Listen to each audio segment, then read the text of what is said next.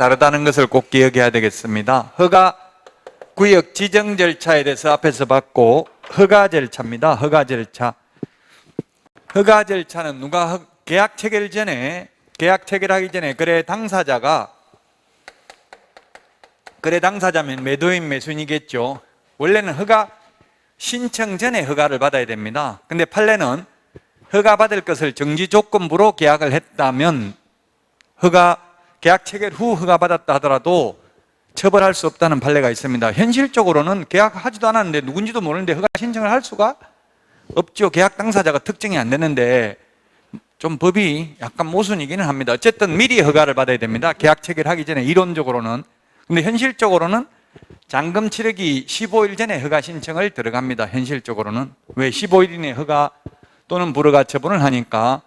거래 당사자가 허가 신청을 합니다. 허가 신청을 하는데 허가 신청은 어디다 허가 신청을 하느냐면 허가관청입니다. 허가관청이 시장군수구청장이라고요. 허가관청이 시장군수구청장이다.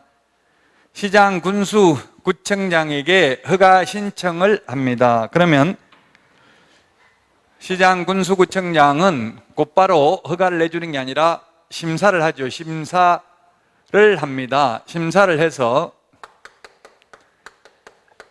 민원 처리에 관한 법률에 따른 민원 처리 기간 내에 그게 15일입니다. 15일. 법률에는 민원 처리에 관한 법률이라고 되어 있고 시행령에는 15일이라고 되어 있습니다. 허가 신청을 하면 15일 이내에 허가 처분을 하거나 또는 불허가 처분 사유를 서면으로 통지해야 됩니다. 불허가 처분 사유를 서면으로 통지하거나 또는 선매, 협의, 사실 통지를 해야 됩니다. 셋 중에 하나를 안 하면 16일 되면 허가 받은 것으로 봅니다. 자, 허가를 받았으면 어떻게 해야 되냐면 허가 받은 목적으로 사용을 해야 됩니다.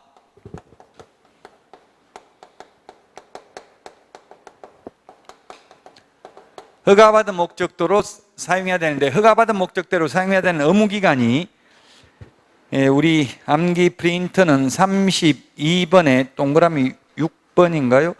32번에 동그라미 6번에 보니까 농업, 축산업, 임업, 어업, 대체토지취득, 주거, 복리, 복지시설은 2년, 사업용 토지는 4년, 민간임대주택 사업토지나 현상고조는 5년 동안 허가받은 목적대로 사용해야 됩니다. 의무기간 동안. 근데 사용을 하면 되는데 만약 사용을 안 하면 사용을 하라고 이행명령을 합니다. 이행명령은 3개월 이내에 기간을 정해서 서면으로 문서로 명령을 합니다. 이 명령을 따르면 또 됩니다. 끝입니다. 근데 따르지 않는 경우, 이행명령을 따르지 않는 경우에는 이행강제금을 부과합니다. 이행강제금을 부과하는데 이행강제금은 토지취득가격의 10% 범위 내에서 대통령령으로 정하는 이행강제금을 부과합니다. 그 대통령령으로 정하는 금액도 이게 공법 시험에 출제된 적이 있습니다. 요약지 129페이지 위에 박스에 보면 방치하면 10%, 이용 목적을 변경하면 5%, 디귿에 임대하면 7%입니다. 이용하지 않고 기타 7%입니다. 129페이지 위에 박스에 있는 게 출제됐었습니다. 방치하면 10%. 또 공법 시험에 이행강제금 제도가 있는 법으로 바르게 연결된 것은 이렇게 출제된 적이 있습니다. 공법의 이행강제금 제도는 농지법, 건축법에 있죠. 그 다음에 부동산, 이거 지금 우리 보고 있는 부동산 거래 신고 등에 관한 법률, 장사 등에 관한 법률, 그 다음에 부동산 실권리자 명의 등기에 관한 법률 5개 법률에 이행강제금 제도가 있습니다. 이행강제금은 한 번만 부과하고 끝이 아니라 이행할 때까지 계속 부과하죠. 단 이 의무기간 동안만 부과합니다. 5년 넘으면 부과 못합니다. 이미 부과를 했다면 이행을 해도 부과된 이행강제금은 징수하여야 하지만 이미 이행을 하면 새로운 이행강제금 부과는 즉시 중지를 하여야 합니다. 이 이행강제금 부과에 대해서 이의가 있는 자는 30일 이내에 이의신청을 해야 됩니다. 요약집은 129페이지 양가로 3번에 동그라미 3번에 30일이 있고요. 우리 암기 프린트는 35번에 동그라미 8번에 있습니다. 35번. 암기 프린트 35번에 동그라미 8번. 30일 이내에 이 신청을 할 수 있습니다. 요거 하나만 30일이고요. 나머지 암기 프린트 45번에 동그라미 4번부터 8번까지는 전부 1월이죠. 토지거래 허가와 관련해서는 전부 1월이다. 45번에 4번부터 8번까지는 모두 1월입니다. 1월. 자, 불허가 처분을 받은 경우 1월 이내에, 1월이 많다고 했죠. 5번이나 나옵니다. 1월 이내에 이의신청을 할 수 있고 또 1월 이내에 매수 청구할 수 있습니다. 이의신청은 허가 또는 불허가 처분에 대해서 이의가 있으면 이의신청할 수 있습니다. 1월 이내에 이의신청을 받은 시장군수구청장은 시군구 도시계획위원회 심의를 거쳐서 그 처리 결과를 민원인에게 알려야 될 뿐이지 1개월 이내에 알려야 된다 하면 X입니다. 그냥 알리면 됩니다.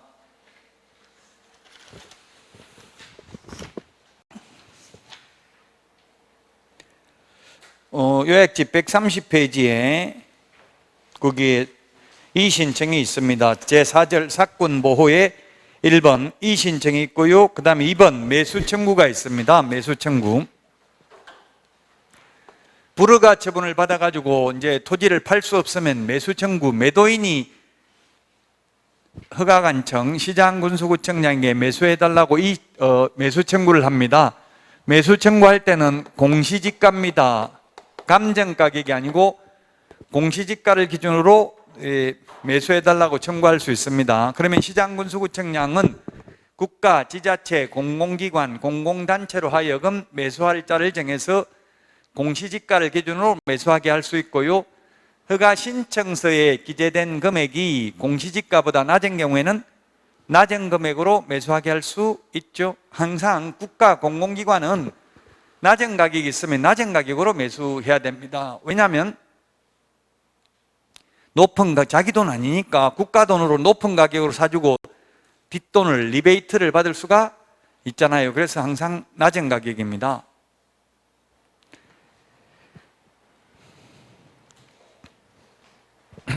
오늘 아침에도 뉴스 나왔더라고요. 과천 3기 신도시 예정지역에 6,000평인가 땅 가지고 있는 사람 그린벨트 사가지고 나무 심고 이렇게 해가지고 소나무 심고 해가지고 보상금을 엄청나게 많이 무슨 회장이라고 부르더라고요. 회장. 부동산 뭐 개발하고 이런 분인가 보더라고요. 자, 그래서 그 매수청구 130페이지 매수청구는 청구권이지 형성권은 아닙니다. 반드시 매수를 해 주어야 할 의무가 있는 것은 아닙니다. 청구만 할 수 있습니다. 자, 매수할 자는 국가, 지자체, 공공기관, 공공단체 중에서 매수할 자를 지정을 합니다. 시장군수구청장이 자기가 직접 매수하는 건 아니고요. 자, 그 다음에 선매협의사실통지인데 선매라는 건 뭡니까? 선매는 먼저 선자 살매자입니다. 팔매자가 아니고 이게 살매자고 위에 선비사자가 있으면 팔매자죠. 먼저 산다. 이 말은 뭐냐면 우선 협상 대상자. 우선 협상 대상자로 이거는 만약에 토지거래 허가 신청이 있으면 선매는 이 공익사업용 131페이지 요약지 131페이지에 보면 메뉴에 시장군수구청장은 토지거래 계약에 관한 허가 신청이 있는 경우 국가, 지방자치단체, 한국토지주택공사 그 밖에 대통령령으로 정하는 공공기관, 공공단체가 그 매수를 원하는 경우에는 이들 중에서 해당 토지를 매수할 자를 지정하여 그 토지를 협의 매수하게 할 수 있다. 사적 거래에 우선하여 공공기관에게 우선 협상권을 부여한다고요? 강제로 수용할 수 있는 건 아니죠? 선매 먼저 살 수 있습니다. 단 이번에 보면 선매는 토지거래 허가구역 안에 있는 토지여야 되고요, 허가 신청이 있어야 되고요, 허가 불허가 처분이 있기 전이어야 합니다. 3번 대상을 보면 공익사업용 토지이거나 또는 허가를 받아 취득한 토지를 그 이용 목적에 이용하고 있지 않는 경우에 선매의 우선 협상 대상이 됩니다. 그 경기도시가 아닌 거 시흥도시공사라고 있더라고. 시흥도시공사. 뭐 LH, SH 서울도시개발공사 있잖아요. 그처럼 시흥도시공사도 있더라고요. 그 시흥도시공사에 들어가 보니까 공고, 고시 이런 게 많이 나와 있더라고요. 거기 보니까 뭐 예를 들면 무슨 장현지구 이런데 그 개발할 사람 우선 협상 대상자로 DL 컨소시엄이 선정됐다 이런 거 공고돼 있더라고요. DL 건설이 뭡니까? 어느 건설이 바뀌었어요? 대림건설이, 이 편한 세상이 DL 건설로 바뀌었더라고요, 상호가. 그 우선 협상 대상자로 선정을 했다는 이야기. 우선 협상 대상자로 확정된 건 아니고요. 그게 선매도 마찬가지입니다. 우선 협상을 먼저 할 수 있다는 이야기예요.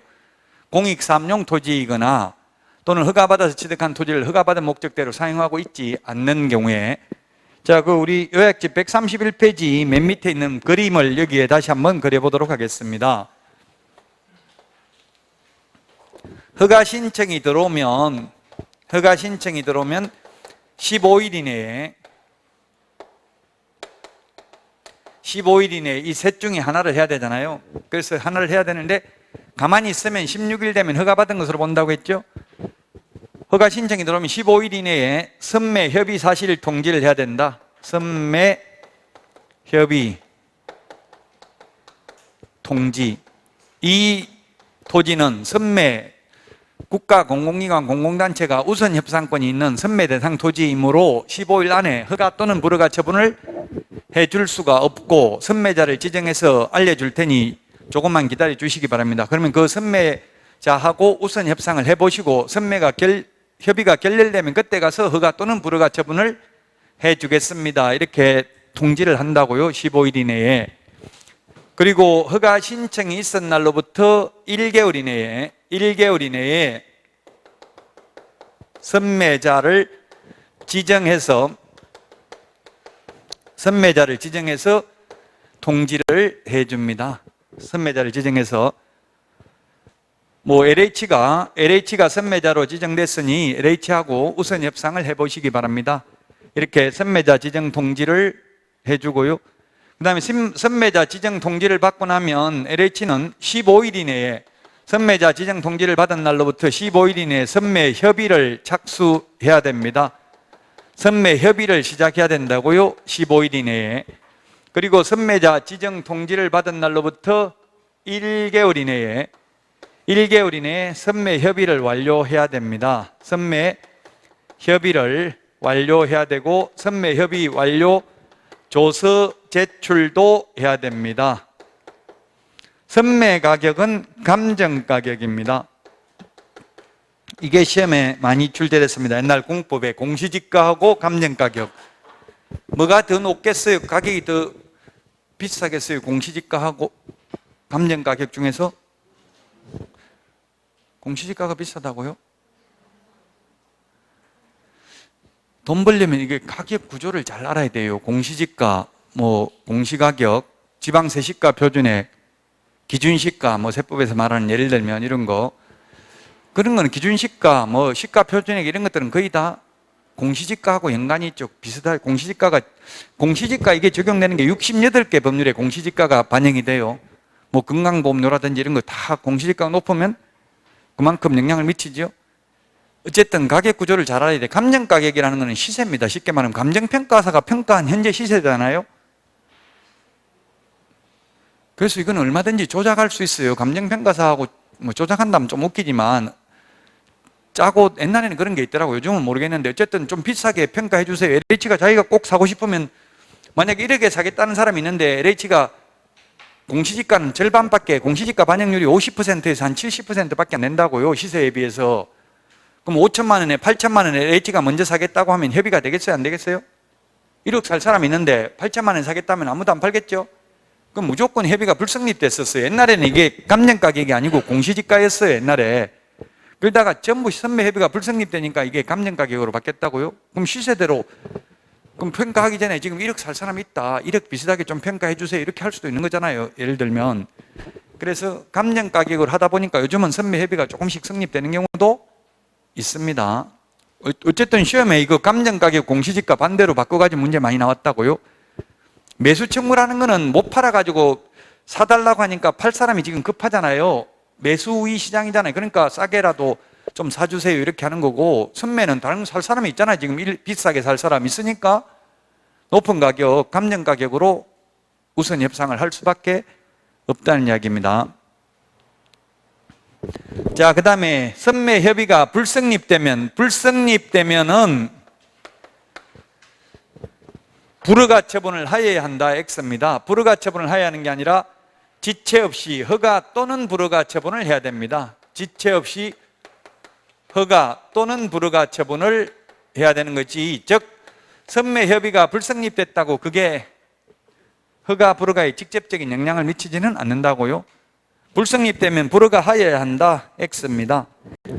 자, 1월이 5번 나온다고 했는데요. 1월 5번 나왔죠. 지금 이신청 1월 이내에, 매수 청구 1월 이내에, 선매자 지정 통지 1월 이내에, 선매 협의 완료 1월 이내에, 선매 협의 완료 조서 제출 1월 이내에. 1월이 5번인데 이행강제금 부과에 대한 이신청은 30일이라고 했죠.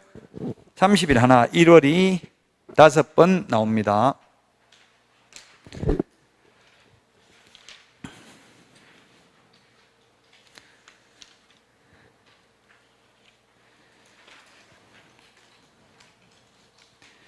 다시 125페이지, 125페이지 다 계략적인 내용은 다 했는데요. 다시 한번 간단하게 보면은 125페이지 맨 밑에는 뭐냐면 소유권, 지상권에 관한 유상 계약이나 예약 허가받아야 된다.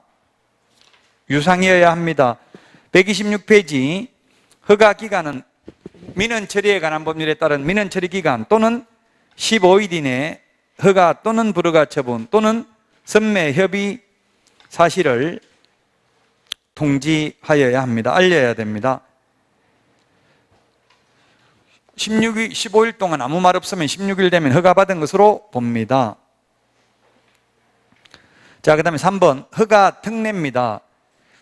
당사자의 한쪽 또는 양쪽이 국가, 지자체, 한국토지주택공사, 그 다음에 공공기관, 공공단체인 경우에는 시장군수구청장과 협의할 수 있고 그 협의가 성립된 때에는 토지거래에 허가받은 것으로 본다. 개인은 시장하고 협의하기 힘들죠? 만나주지도 않습니다. 선거할 때나 만나주지 선거 끝나면 못 만나요. 시장 개인은 아예 비서실에서 못 가게 차단시킨다고요. 저도 만나러 한번 가봤는데 시장실이 보통 3층 이런 데 높은 데 있더라고. 올라가다가 비서실에서 어디 가는데 묻길래 시장 만나러 간다니까 약속했어요 묻더라고. 안 했다니까 못 가게 하더라고요. 못 만나요. 약속했다고 그냥 보내주는 게 아니고 시장한테 물어본다고, 또 누구 왔는데 약속한 거 맞습니까? 물어보고 아니라고 하면 못 들어가요. 아예 협의 불가능입니다. 개인은. 그래서 공공기관, 공공단체 같은 동격인 경우 협의가 가능하죠. 동격이니까. 2번 허가받지 않아도 되는 경우입니다. 이게 시험에는 나온 적이 있는데 다 암기할 수는 없습니다. 수용, 공익사업, 옛날에는 이게 토지 수용법이었는데 지금 수용이라는 말 자체가, 옛날에 수용당하면 엄청나게 손해본다고 생각했어요. 옛날에는. 근데 지금은 수용되는 게 이게 감정가격으로 수용돼요. 감정가격이 시세잖아요. 시세기 때문에 실제는 토지 같은 거 팔려면 수용돼야 팔지, 안 그러면 개인 땅 팔기 힘들죠. 굉장히 팔기 힘들어요, 땅 같은 거는. 그래서 지금은 그 토지 수용법이 부정적 의미여가지고 이제 공익사업을 위한 토지 취득 및 보상에 관한 법률로 법을 바꿨다고요. 보상하는 게 이제 우선이라고, 보상. 자, 그 다음 경매도, 수용도 허가 안 받고요. 경매도 허가 안 받습니다. 그 다음에 디귿에 국유재산법에 의해서 경쟁 입찰로 처분하는 경우 안 받고요. 그 다음에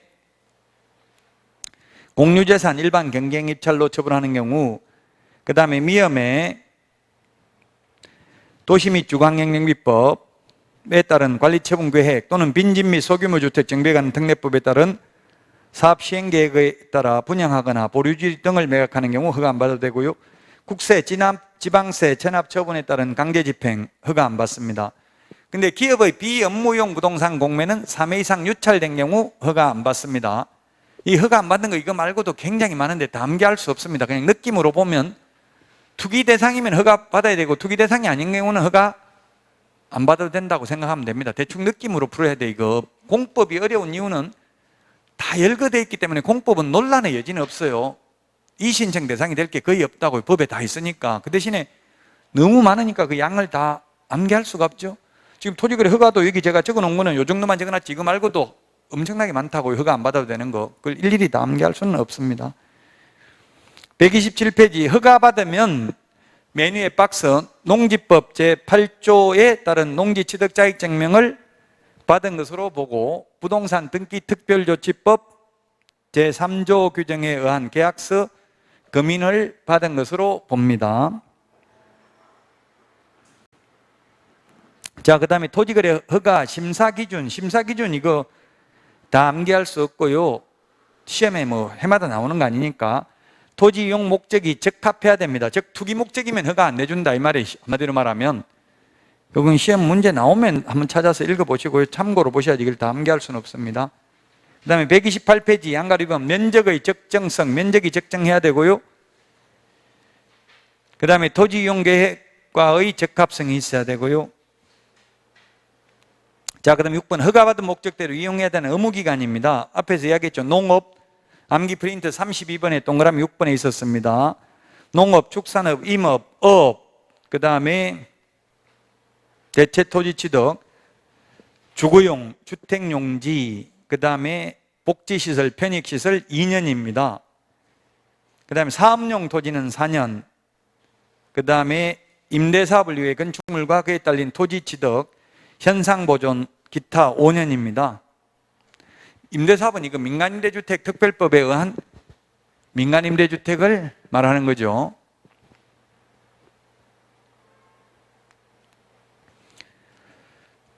(5년입니다) 5년. 민간임대주택은 지금 뭐 최하가 8년, 10년입니다. 지금 이제 개인은 앞으로 민간임대사업자 등록 안 되죠. 아파트는 안 됐었고요. 이제 다가구주택도 안 됩니다. 개인의 경우. 건설 임대주택만 가능하다고요? 매입 임대주택은 불가능해요. 이제 지금 105 신도시에도 뉴스에 나오더라고요. 이게 민간임대주택 특별법 임대사업자가 뭐 갑자기 임대료를 많이 어떻게 해서 그렇게 많이 5%밖에 못 올리는데 제가 자세한 내용을 안 읽어봤는데 어떻게 해서 올리는지는 모르겠어요. 아마 전환보전금 이런 거 가지고 전환 이유를 가지고 장난치는 것 같아요. 전환보전금이라는 게 있죠. 보전금을 많이 내면 월세를 그만큼 깎아주고 이런 게 있잖아요. LH도 그런 것 때문에 아마 올리는지 정확하게는 모르겠지만 하여튼 뉴스에 나오더라고요. 이게 신도시마다 다 이게 많이 있더라고요. 건설 민간임대주택 최하 8년, 뭐 10년, 건설 민간임대주택은 거의 10년 정도는 살 수 있습니다.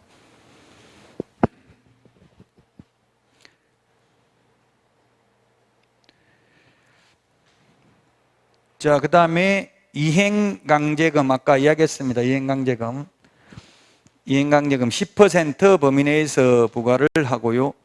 129페이지 그 박스 밑에 부과 횟수는 1년에 한 번입니다. 1년에 한 번 밑줄 치십시오. 1년에 한 번.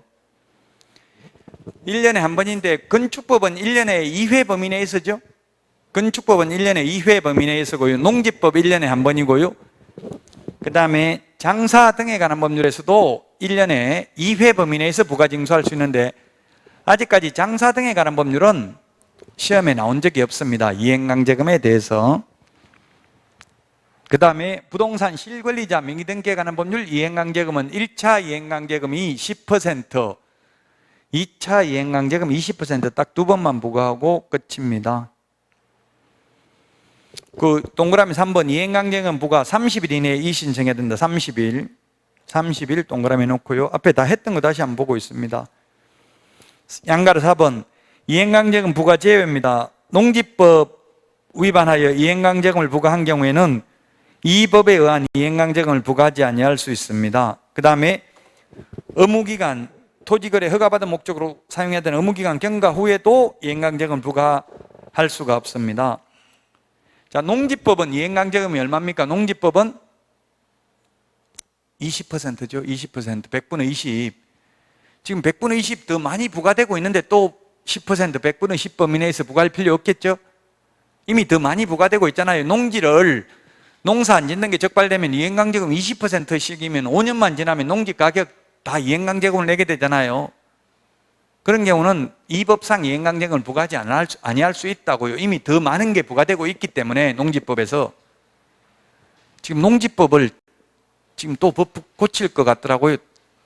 LH 투기 이런 것 때문에 대폭 개정을 할 것 같아요. 지금 현행법으로도 보니까 제가 시험에 안 나와서 이야기는 안 했는데 농지취득자격증명을 거짓 부정하는 방법으로 받으면 5년 이하의 징역이나 5천만 원 이하의 벌금이더라고요. 즉 농업 경영계획서만 작성해서 제출하면 되잖아요. 농사 짓겠다고 그래놓고 나중에 농사 안 지으면 5년 이하의 징역이나 5천만 원 이하의 벌금에 처할 수도 있어요. 지금 현행 농지법에도.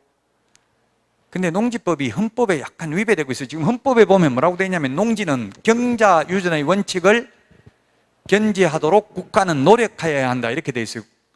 노력하여야 한다 해놓고 노력 안 해도 처벌 규정은 헌법에 있어요, 없어요? 헌법은 처벌 규정 없어요. 선언적 의무만 규정하고 있다고 헌법은. 그래서 개별법에서 농지법에서 국가는 경자 유전의 원칙을 견지하도록 노력해야 되는데 지금 농지법에서 사실 노력 안 하고 있어요. 제가 볼 때는. 지금 농사 안 지어도 얼마든지 합법적으로 농지 소유할 수 있죠. 한국농어축공사에 위탁 경영한다든지 하면 무한대로 소유할 수 있잖아요. 그 헌법에는 국가는 경자 유전의 원칙을 지키도록 노력하여야 한다라고만 돼 있어요. 노력 안 해도 처벌 규정이 없으니까 헌법을 위반하고 있는 거죠. 어떻게 보면 헌법을 사실은 바꿔야 돼요. 지금은. 옛날에는 이게 왜 이게 농사를 반드시 지으라고 했냐면 이게 식량이 무기였거든요. 옛날에는. 만약에 우리가 100% 수입하다가 외국에서 수출 안 한다고 하면 우리 다 굶어 죽어야 되잖아요. 그래서 이걸 무조건 농사 짓도록 의무화했는데 이제 앞으로는 사실 시대가 바뀌어서 지금 세계에서 50개 국가가 쌀을 수출하고 있어요. 베트남이나 이런 동남아 지역 이런 데서. 그래서 농사 안 짓는 게 우리나라는 잘 살 수 있는 길입니다. 사실은. 무허가 계약 무효입니다. 유동적 무효인데요. 허가받을 것을 조건으로 한 경우에 처벌할 수는 없고요. 처음부터 허가받을 목적이 없었다면 확정적으로 무효가 되겠습니다. 130페이지 맨 위에 그 처벌 규정 아까 암기 프린트 55번에 19번, 20번 두 개를 비교했었습니다. 외국인 특례에 의해서 군문, 자야에서 허가 안 받으면 2년 이하의 징역이나 2천만 원 이하의 벌금이라고 했죠? 외국인 특례.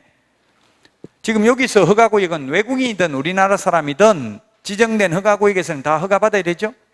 이건 안 받으면 2년 이하의 징역이나 100분의 30, 개별 공시지가 100분의 30, 30% 이하 벌금이고요.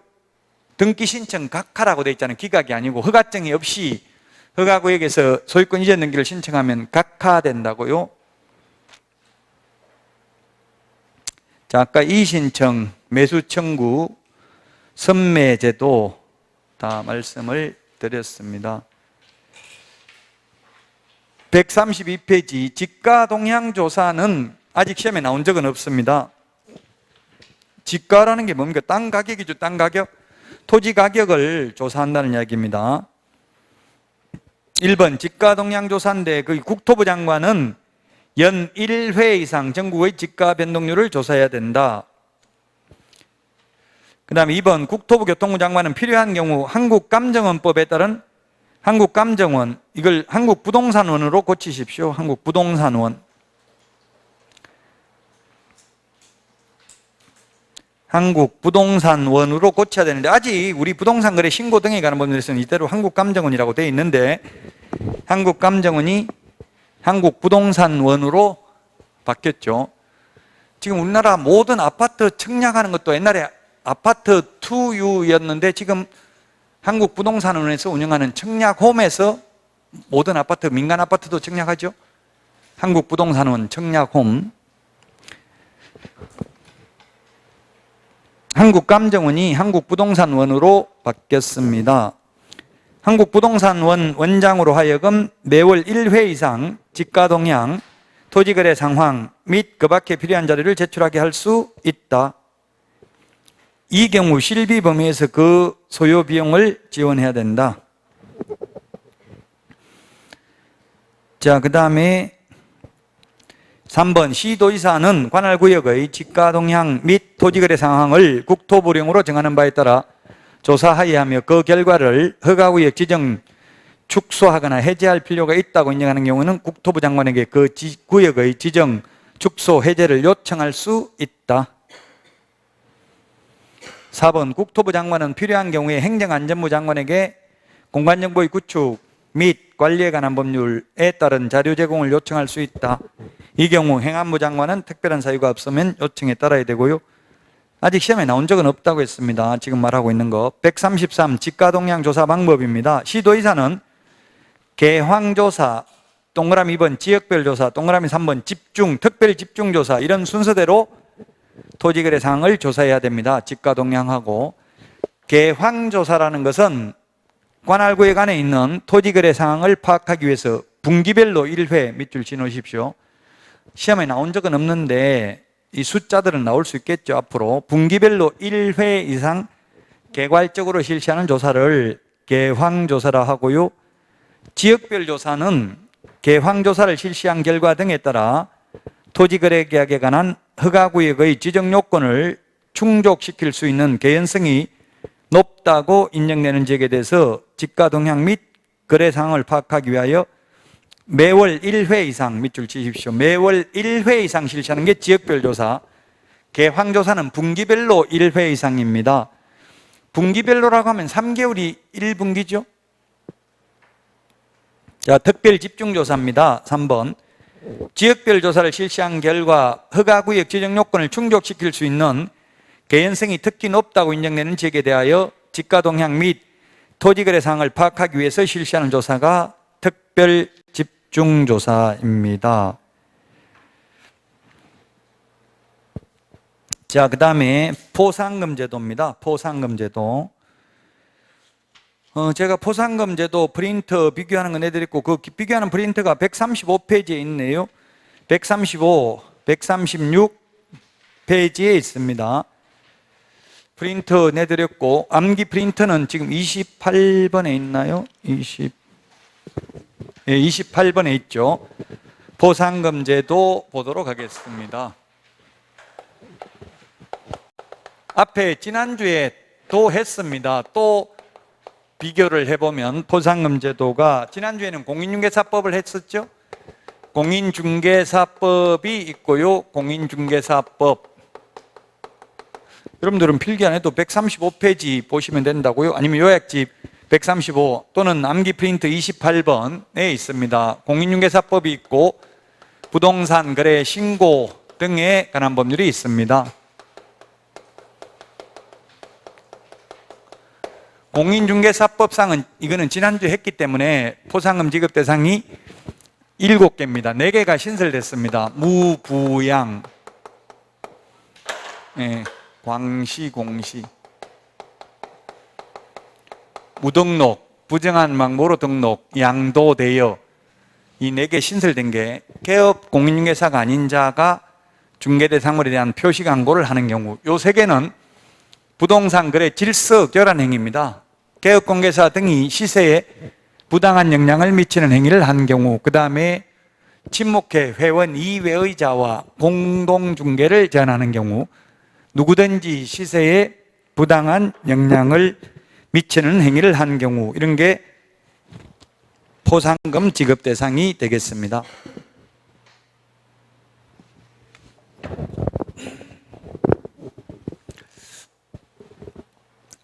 부동산 거래 신고 등에 관한 법률의 포상금 지급 대상은 뭐가 있냐면 첫 번째 거짓 신고한 경우가 있습니다. 거짓 신고한 경우 그 다음에 두 번째 미거래, 거래하지도 않았는데 거짓 신고한 경우. 세 번째는 해제되지도 않았는데 거짓으로 해제 신고한 경우. 그 다음에 전월세 신고 거짓으로 한 경우, 거짓 임대차 신고.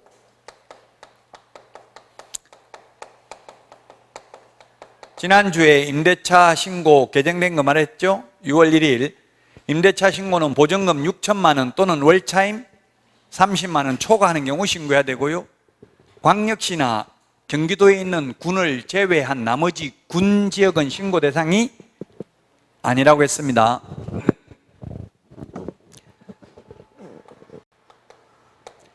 이게 신설됐습니다. 4번이. 그 다음에 허가받지 아니하거나 부정한 방법으로 허가받은 경우, 그 다음에 허가받은 목적으로 미사용하는 경우. 이거 시험에 한 문제는 반드시 나옵니다. 포상금은. 자, 포상금 이거 적발 무부양, 요거는 무등록, 부정한 방법으로 등록 3년에 3천만 원, 양도되어 1년에 1천만 원, 개업공개사가 아닌 자가 광고하면 1년에 1천만 원, 시공시 요건 3년에 3천만 원. 거짓 신고한 경우에는 5% 이하 과태료, 5% 이하 과태료. 그 다음에 거래하지도 않았는데 거짓으로 거래 신고하면 3천만 원 이하의 과태료. 거짓 임대차 신고 올해 6월 1일부터 생긴 거, 이거는 100만 원 이하의 과태료입니다. 허가받지 아니한 경우는 2년 이하의 징역이나 당해 토지 취득 가격의 100분의 30에 상당하는 금액 이하의 벌금이고요. 허가받은 목적대로 사용하지 않는 경우에는 10% 범위 내에서 이행강제금을 부과합니다. 우리 교재 135페이지, 136 여러분들은 보시면 거기다 필기할 거 있으면 하시면 되겠죠. 자, 그 다음에 포상금을 받으려면은 공인중개사법에서는 검사가 행정기관에 의해서 발각되기 전에 신고 또는 고발한 자에 대해서 검사가 공소 제기하거나 또는 기소, 유예 결정을 한 경우에 포상금 받을 수 있고요. 부동산거래 신고법에서는 과태료가 부과되어야 합니다. 과태료가 부과되어야 포상금 받을 수 있습니다. 요거는 허가받지 아니하거나 부정한 방법으로 허가받은 경우에는 검사가 공소 제기하거나 또는 기소, 유예 결정이 있어야 됩니다. 허가받은 목적으로 사용하지 않는 경우에는 이행명령이 있어야 됩니다. 포상금이 공인중개사법에서는 50만 원입니다. 50만 원. 부동산 거래 신고 등에 관한 법률에서는 과태료 금액의 20%가 포상금입니다. 단 1번만 한도액이 1,000만 원이 있습니다. 1번만 한도액 1,000만 원. 이거 우리 동네에 보니까 시청 앞에 이거 붙여놨더라고요. 한도액 1,000만 원 과태료 포상금 지급한다. 20% 거짓 신고하는 경우 이렇게 플랜카드 걸어져 있더라고요. 요 1번만 한도액이 있어요. 나머지는 2번, 3번, 4번은 한도액 3천만 원에 20%니까 600만 원밖에 안 되잖아요. 1,000만 원까지 안 가죠. 그래서 한도액이 있을 필요가 없습니다. 이 두 개는 허가받지 아니하거나 부정한 방법으로 허가받은 경우에는 포상금이 50만 원입니다. 공인중개사법에서 포상금은 국고에서 50%, 100분 50을 지원하여야 한다가 아니라 지원할 수 있습니다. 그러나 부동산거래 신고 등에 관한 법률은 전액 시, 군, 구 재원으로 충당을 해야 됩니다. 공인중개사법에서는 포상금 지급 결정일로부터 1월 이내에 포상금을 지급해야 됩니다. 부동산거래 신고 등에 관한 법률은 접수된 날로부터 2개월 이내에 포상금을 지급해야 됩니다. 공인중개사법에서는 2인 이상이 공동으로 신고를 한 경우에는 균분입니다. 균분. 배분 방법에 관하여 합의를 해오면 합의된 방법에 따라 지급하고 합의를 안 해오면 균분입니다. 그런데 2건 이상이 접수된 경우에는 최초로 접수한 자만 지급합니다. 지자체에서는 50만 원이라고 했으면 10명이 온다고 각각 50만 원 주는 거 아니죠? 50만 원은 가지고 5만 원씩 나눠주고요. 한 명이 한 달 전에 신고해가지고 포상금 50만 원 받아갔으면 뒤에 한 사람 못 받는다고 한 분도 끝이에요. 50만 원 딱 범위 내에서만 줍니다. 이 표현을 부동산 거래 신고 등에 관한 법률에서는 표현을 조금 다르게 하고 있는데요. 2인 이상이 공동으로 신고한 경우와 2인 이상이 각각 신고한 경우 이렇게 되어 있습니다. 2인 이상이 공동 신고하면 균분이 원칙이고요. 2인 이상이 각각 하면 최초입니다. 2인 이상이 각각 했다는 말하고 2건 이상이 접수됐다는 말은 같은 의미라고요. 다만 법이 다르기 때문에 표현을 달리하고 있을 뿐입니다.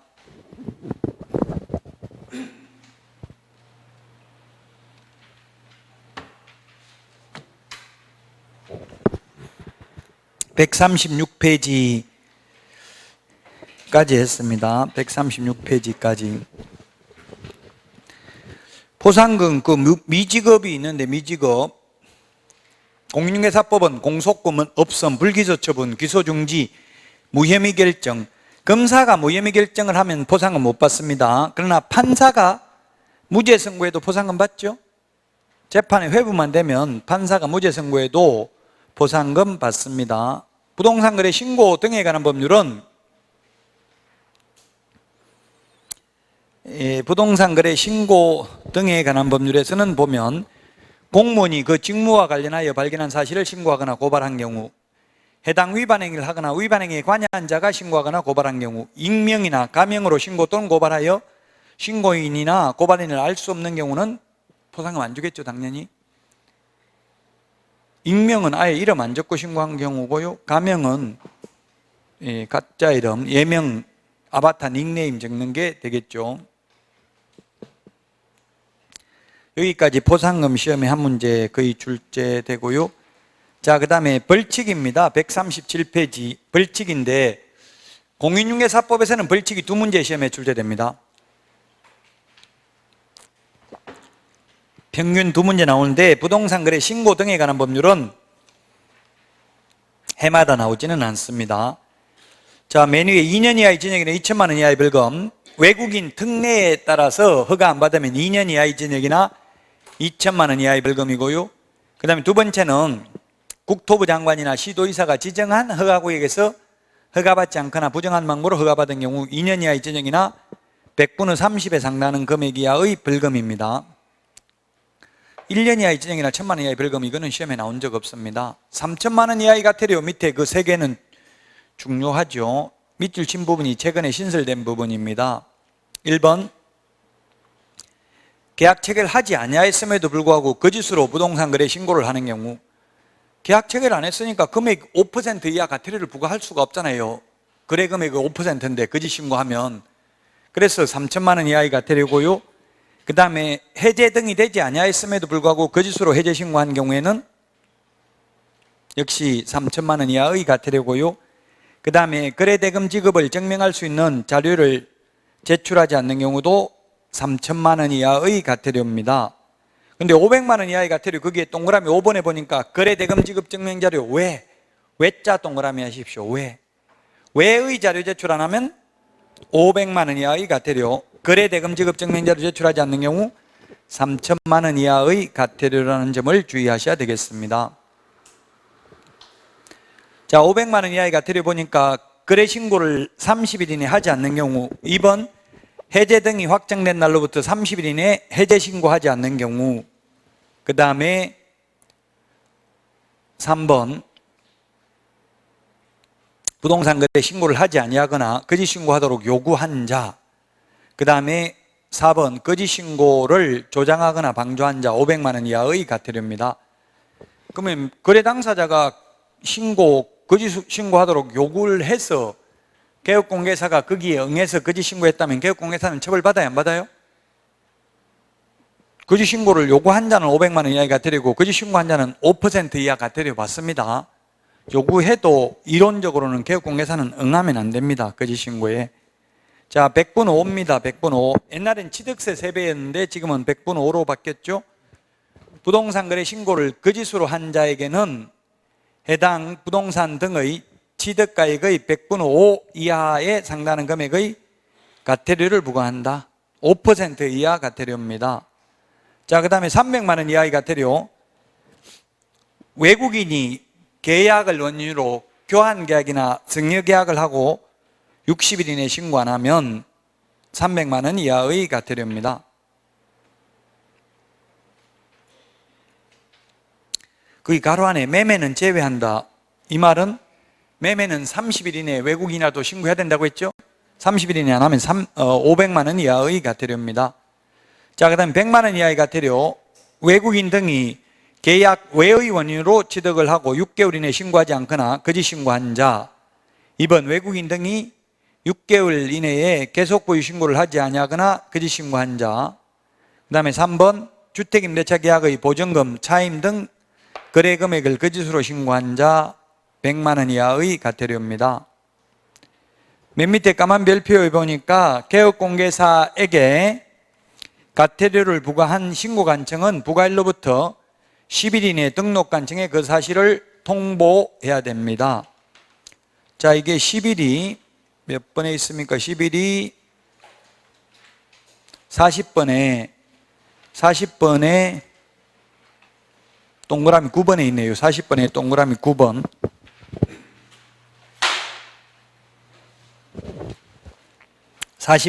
동그라미 9번에 있습니다. 자, 여기까지 하고 자진신고자에 대한 감경, 면제부터 쉬었다 하도록 하겠습니다.